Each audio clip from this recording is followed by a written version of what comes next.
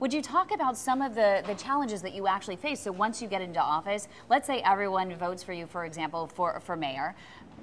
Feel free to do that, by the way, if you like. Little plug. But what are some of the challenges that you face once you get into the office? So you say, and they vote for you because you sound great. They think that you're completely going to make it amazing for them to move into San Francisco, move their companies here, move their families here, etc. You get into office and nothing happens. Why? I think it's actually a great question. And one thing I should tell all of you is right now, there are 32 candidates running for mayor.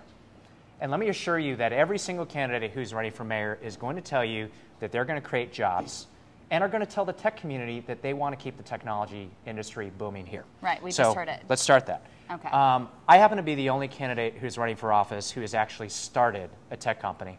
I'm also the only candidate who's both been an elected official and running one of these tech companies. And I can tell you that city government has not done very much for this industry. Let me give you just a couple of examples of ways in which city government has been terrible. We have, over the years, figured out ways to nickel and dime your companies with hundreds upon hundreds of business fees.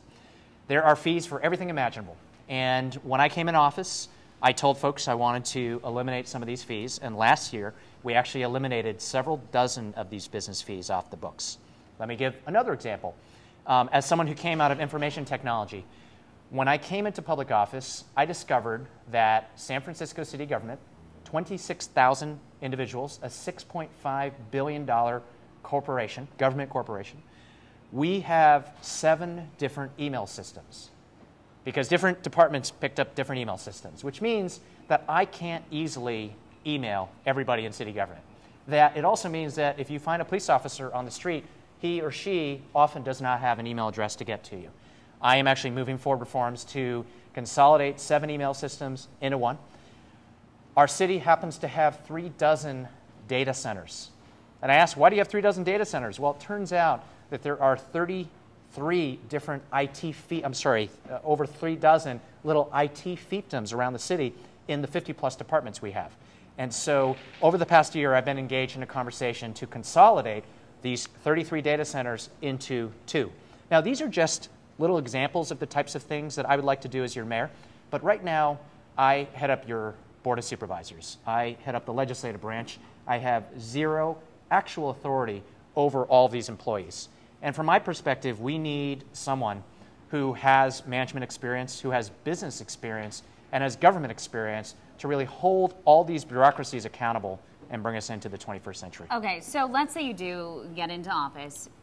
What help do you need from all of us startups to actually make it happen? Because I'm still not convinced that once you're in office that it's actually going to happen. It's great to say what you've already done, but I just am not sure that you can actually make it happen once you're there. I know you face quite a number of challenges and opposition to small businesses, and especially with this payroll tax and $350 million that it brings in last year, that's hard to give up as a city. It is, and let me say a couple other things. So I ran for office in 2008 at a time when we had tremendous dysfunctionality at City Hall. For those of you who've read the newspapers, we had a mayor and we had a board of supervisors who not only couldn't get along, but often called each other names, literally couldn't agree upon anything. And when I ran, I told folks that I wanted to try to figure out how to bring people together, how to bring stakeholders together. And one of the skills that I think exists here that doesn't exist at City Hall are both a perspective around innovation, but everyone here knows how to build businesses, knows how to bring people together to create value. And that is a quality that's of short supply right now at City Hall. And so one thing I will say is now, 3 years later, I'm really proud that at City Hall, the tone has changed, in part because I was a swing vote for an interim mayor who has a different perspective, a perspective that I share about bringing people together. I also helped to elect a couple new colleagues to the Board of Supervisors, including your representative here representing this area, who was my co-sponsor in keeping Twitter here. What we need to do is bring more folks who have that bent, that perspective to City Hall. Frankly, I would love to bring in people from the world that you inhabit, people who are focused on innovation, who are focused on creative ideas, who know how to get things done and understand the bottom line. And this is something that I'm committed to if I'm elected as your next But mayor. we have had a mayor. Mayor Gavin Newsom actually was an entrepreneur himself, Cave Winery, Plump Jack.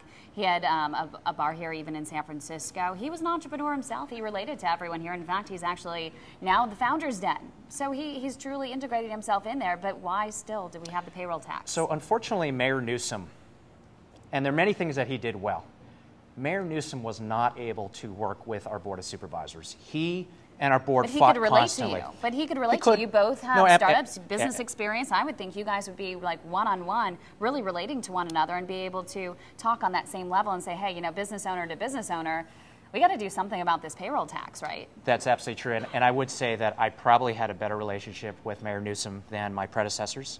But that being said, part of what being a mayor is being able to bring folks, particularly on our legislative branch, to be able to work together with them. And that's a consensus, frankly, that I've been employed over the last few years, balancing $500 million budget deficits over the last few years, bringing the America's Cup here, making sure that Twitter stays here, doing all the things that we need to do to get things done.